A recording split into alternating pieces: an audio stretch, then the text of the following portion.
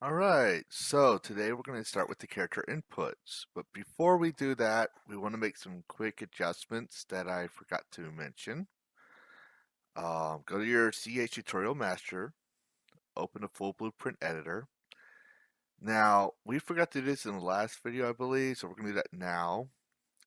Make sure you set your master mesh to mannequin and the MIs, materials to the MI materials like we did in the last video for the player.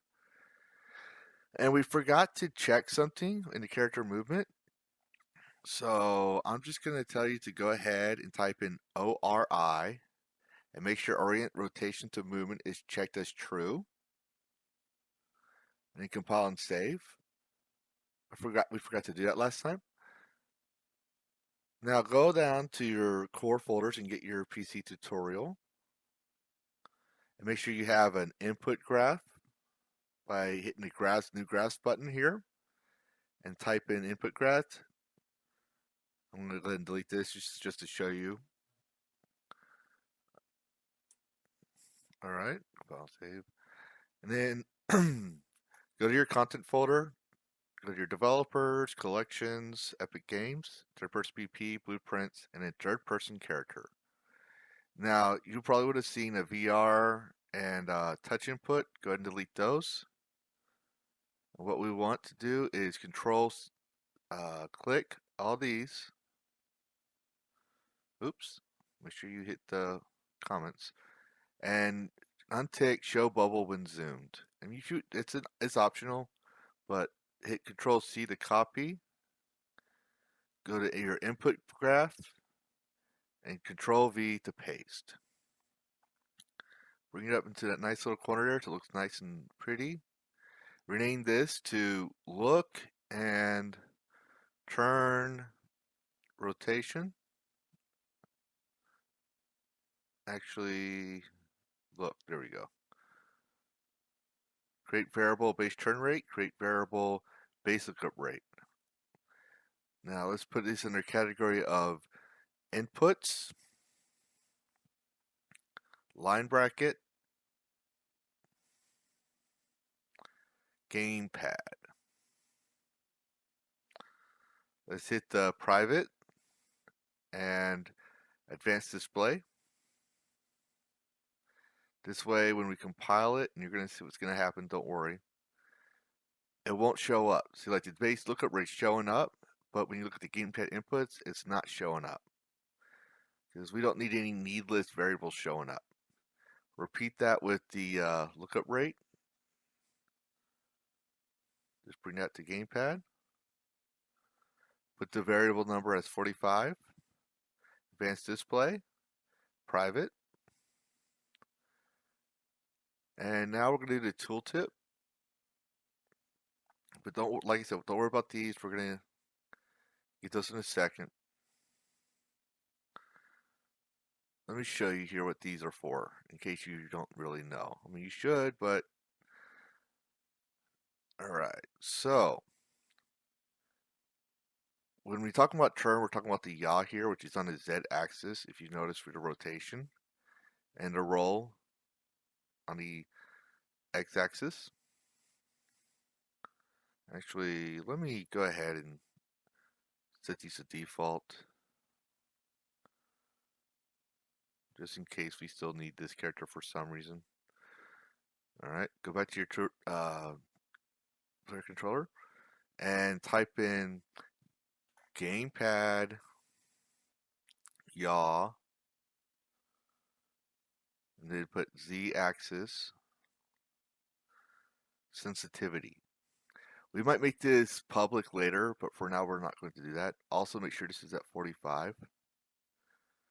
This would be a settings variable. Base lookup rate will go gamepad roll sensitivity. Actually, forgot. Make sure you put x-axis sensitivity. This is a good thing to have in case you pull a brain fart.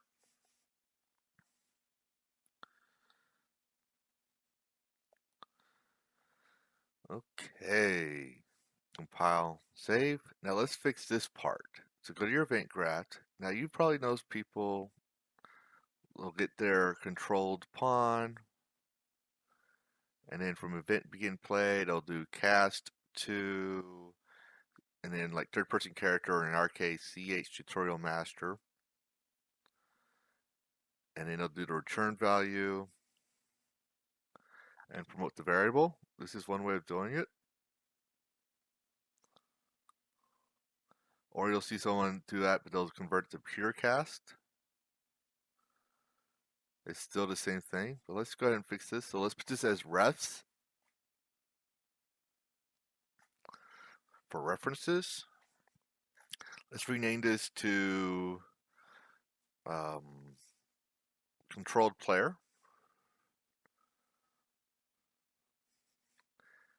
Let's make it private and hide it from the display. Tooltip, we're going to call this is the player ref. Now, let's go ahead and fix these. I'm going to show you what we're going to do instead later. Let's get it. Let's put it in there. Let's do convert to validated get. Put that down.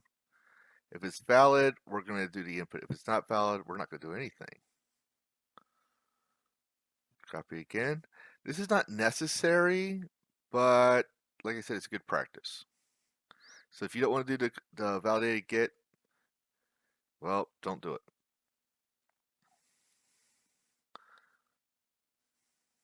Compile, save, and here we go. You see, it's got removed.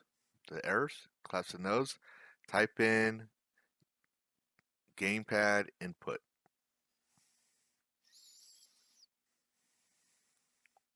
Put it right up there. Let's change the color to pink.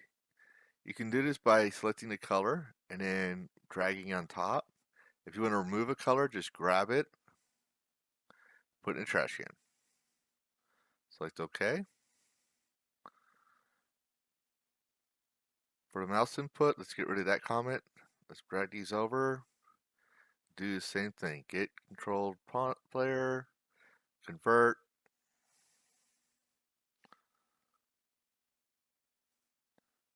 There we go.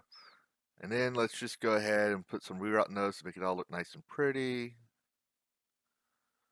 Copy, paste, or duplicate. But so you know what's going on here, it's the same as getting the control player and checking if it's valid. It's literally the same thing. So we're just actually taking a shortcut here. Let's do the same thing here. Connect these parts. Bring these over. Nice and tight. Collapse nodes. We're going to type in mouse input. And this is done. So we had the look and turn rotations done. Let's get a little tighter. That's good enough. Now, let's go ahead and do these. Well, first thing we're going to do is collapse this to a function. We're going to call this PF for pure function.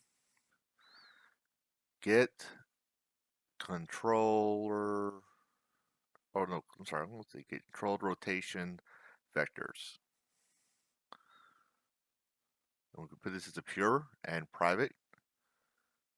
I'm going to put inputs, line bracket, movement. And then for description, I'm going to say get the controller rotation, forward, and right vectors. Basically, if you notice, we had the inputs and gamepad as a submenu because we're going to try to keep these organized by graph. For your outputs, put on the top forward vector. And for return value 2, rename it as right vector. We may need these, we may not, but I'm just going to go ahead and put it as a function anyways. Go ahead and connect your controlled player, convert to validated get.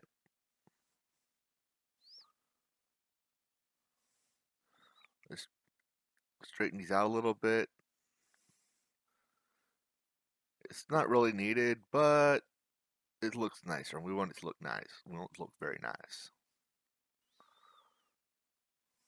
Nice and organized. There we go. Let's copy this. Bring it up some. Bring this down. Connect that.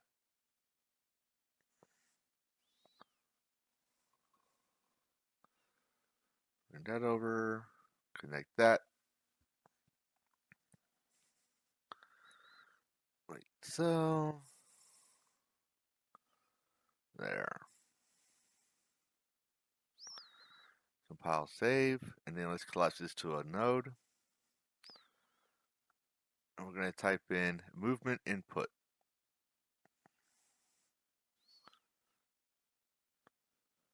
This way, if we want to do more to it, we can keep the graph nice and organized. Let's change. Wait, no, not this one. Right? Yeah, not this one. Let's get the comment block and change it to green so it could be a movement. We want to color code these to help us know which is what. Now, let's worry about this. So, compile, save, and we're going to do something a little different here.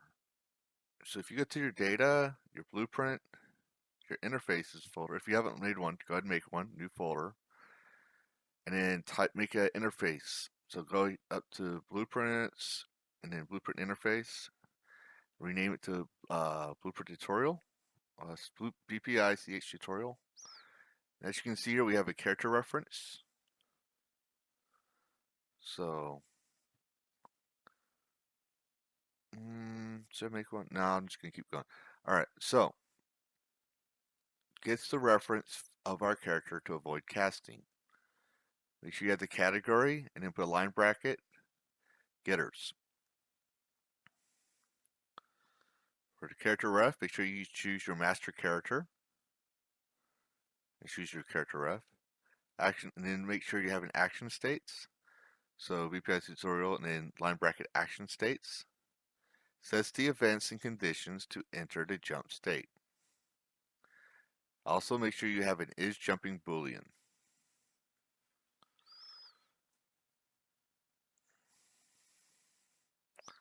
Like so, it should look like this for jump state and this for character ref.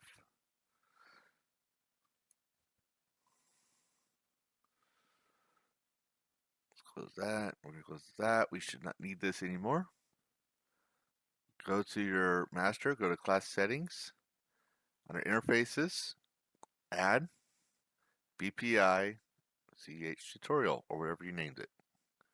You'll see it there. Compile, saved. For the character ref, let's drag out from the character ref output and get a reference to self. And close that. And then we'll add a new graph. We'll call it as action states. You can see, remember what I said about the inputs and naming conventions for categories? It's going to help us locate what we need so we're not lost later on when we make games. Keeps everything nice and organized if you start right away. So get event jump state. Add a branch by pressing B and click. Now, if it's true,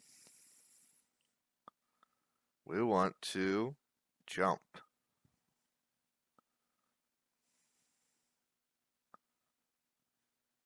If it's not true, we want to stop jumping.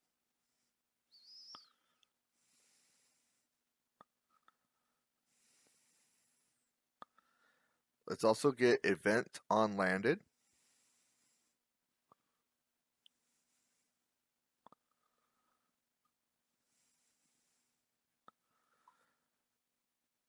And do an interface call.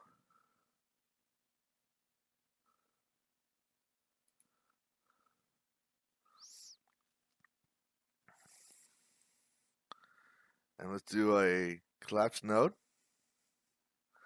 jump state, jump state graph.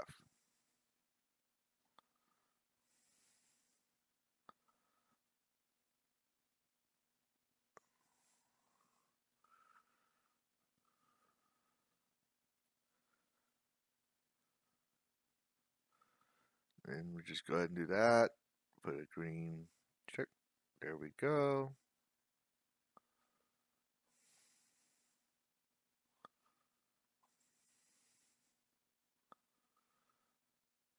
And I think we're good. Let's compile save.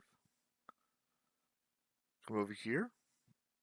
In event graph, get rid of this cast. Drag out a gate controlled pawn. Type in F character ref.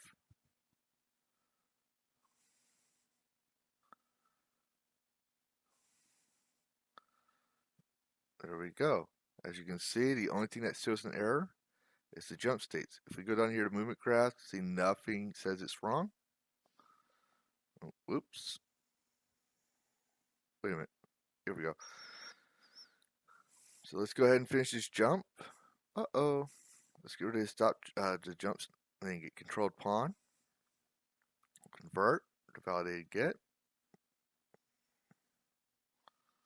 If it's valid, we want to enter the jump state. Make sure you get jump state message. And select is jumping to true. If it's copy this, go to not val make sure that's false. Yeah, let's do not valid as well, just as precaution. And when press jump is true, when release jump is false. So go ahead and get rid of that. Compile. Actually, no, let's do this collapse nodes first. I know this is going to work. Jump inputs.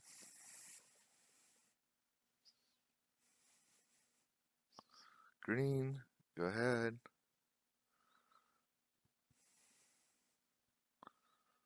Oh, let's fix this. There we go. Bring this next to here. Compile, save. Let's test it out. Actually, I think we can close it down.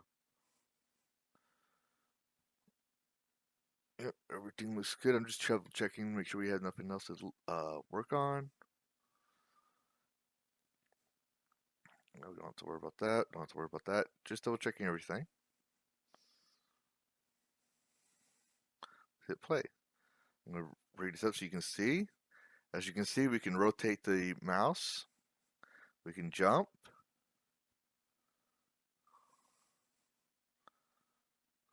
And we can move back and forth. There you have it. I hope you enjoyed this video. Please hit like and subscribe. Ring that notification bell and stay tuned for more videos. Thank you.